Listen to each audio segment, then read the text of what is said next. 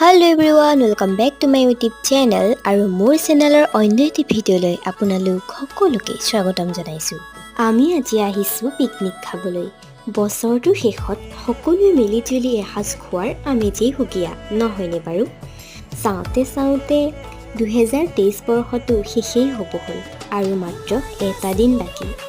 বাৰু যি কি নহওক যোৱাটো যাবলৈ দিয়ক, আমিতো আৰু ধৰি ৰাখিব নোৱাৰোঁ। তাৰ পৰিৱৰ্তে আমি 2024 বৰ্ষক আদৰি ল'ব লাগিব। আৰু এতিয়া আমাৰ খানা ৰেডি হৈ গ'ল। মাছ, মাংস, চালাড আৰু বহুত কিবা কিবি আইটেম আছিল। খানাটো কিন্তু বহুত টেষ্টি আছিলে দেই।